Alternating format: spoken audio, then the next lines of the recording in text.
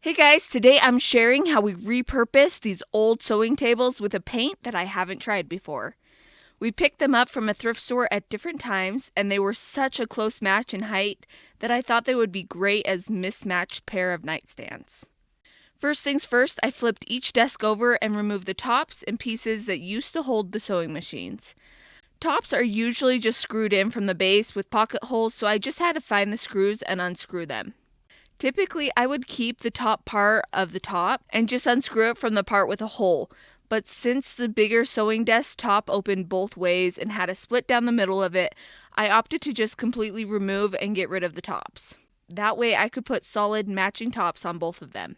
Here's what they looked like after I removed the tops and all of the pieces inside. Then I got ready to paint them. First, I removed and set aside the old hardware and the parts that I planned to keep, like this little holder on the inside of the door. I also cleaned them really good with Crud Cutter to remove any dirt and grime that could make the paint not stick. Somehow, I don't have footage of that though.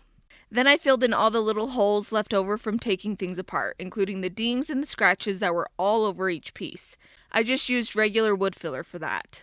I also filled in the old hardware holes on the one desk since I planned to replace it with just a single knob. I used Quickwood, which is my favorite product, to fill in old hardware holes. That stuff dries so hard in about an hour and it's so easy to use. When the fillers were completely dry, I sanded them down smooth and then I scuff sanded everything else. Scuff sanding is just a quick little sanding with 220 grit sandpaper, and it really helps the paint to stick to the finished wood. Then I vacuumed off the dust and used a tack cloth to remove all the dust left behind. And then I sprayed them both with clear shellac. It's my favorite clear stain blocking primer that also helps paint adhere better.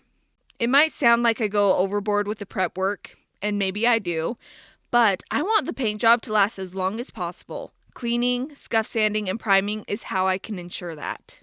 But there's also something that is called bleed through that shows up as orange, yellow, or red spots in your paint. And if you don't block them with a really good stain blocker, they won't go away. They'll just keep showing up no matter how many coats of paint you put on. So I like to prevent it from happening before it can even happen. That's where this primer is really important. I let the clear shellac dry overnight, and then I was ready to paint. I decided to try a new-to-me paint line called Dixie Belle Paint. I've heard great things about it, and I wanted to see if all of the hype was true.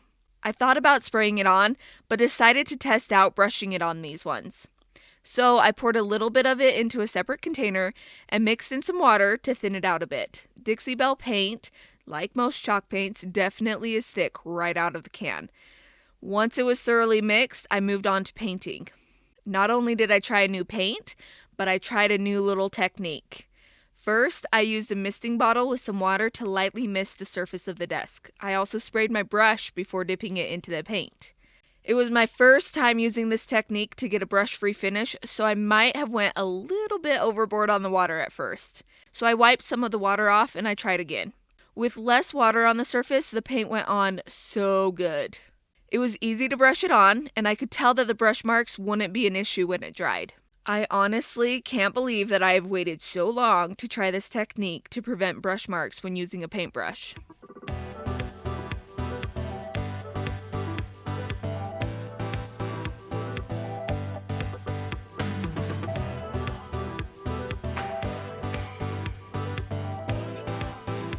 After everything was painted, I let the paint dry completely, which really took less than an hour. Then I sanded the paint with a fine grit foam sponge to make extra sure that I wouldn't have any brush marks. Honestly though, I don't think that I really needed to sand in between coats to ensure a brush-free finish. Then I vacuumed and wiped off the dust and painted the second coat, just like I painted the first coat. The coverage was great with just 2 coats of paint. That's pretty typical, but I was happy that with all the extra water I used that I didn't need a third coat. The next day, I came back to Topcoat them. Instead of using a water-based poly like I usually do, I thought I would keep trying something new. So I bought Dixie Belle's Easy Peasy Spray Wax to try out. It's water-based instead of oil-based like most waxes. So if I didn't like how it turned out, I knew I could just easily go back to my water-based poly that I love. I sprayed it on, let it sit for a few seconds, and then I wiped it all over with a lint-free rag.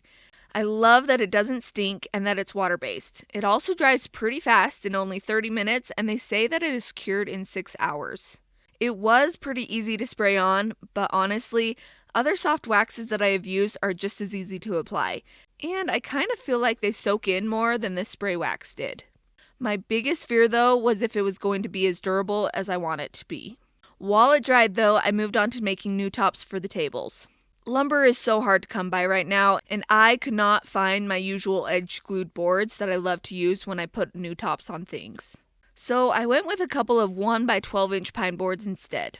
We ripped them down to half the size that we needed, and then chopped them down to the length that we needed. We basically just added an inch to the overall dimensions of each table, so we would have about a 1/2 inch overhang on every side. Then I sanded all 4 pieces with 220 grit sandpaper to get rid of any splinters or rough spots. And then we joined the boards together with our pocket hole Craig jig and screws. I wanted the tops to look as much like one solid piece of wood as I could, even though each top was really going to be 2 pieces of wood. Then I moved on to finishing the wood. I started by brushing on 1 coat of water-based poly. After the poly was dry, I mixed up a batch of whitewash with some white chalk paint and water. I honestly don't measure how much water I put in the paint, but I like it to be pretty thin, kind of like tinted water. Then I quickly brushed on the whitewash and wiped the excess off with a lint-free rag. The coat of water-based poly before the whitewash helped the whitewash not soak into the wood so much, so I had a few more seconds to work with it.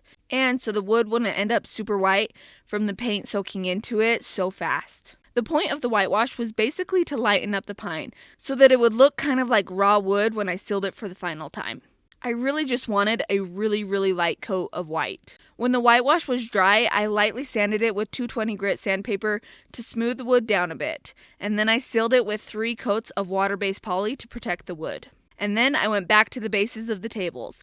I just wasn't in love with the finish that the spray wax created. It was really matte, which meant that every speck of dust stuck to it, and I was worried about how durable it really was.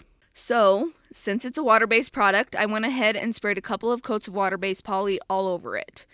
I just felt better about having a more durable finish on these, especially since I will be selling them. Next time, I might try Dixie Belle's regular wax and see if I like it any better than the spray stuff. The next day, we put the new tops onto the tables. I laid down a blanket to keep the top from getting scratched, and I marked the back of the top so I knew where to place the bottom of each table. And then, while my husband put some weight on the table to hold it in place, I screwed some new pocket hole screws in the pocket holes and into the new top. Then I put everything back together and was done. Before I share what these tables look like now, take a second to hit the like and subscribe button. It really helps YouTube share my videos with more people, so thank you so much. So here's what they looked like before, and here's what they look like now.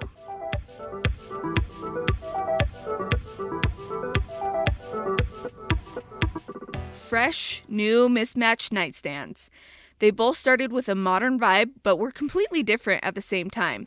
Matching paint, tops, and hardware brought them on the same level to make them a pair. But the real question is, are you a fan of mismatched furniture? Let me know in the comments. Thanks for watching.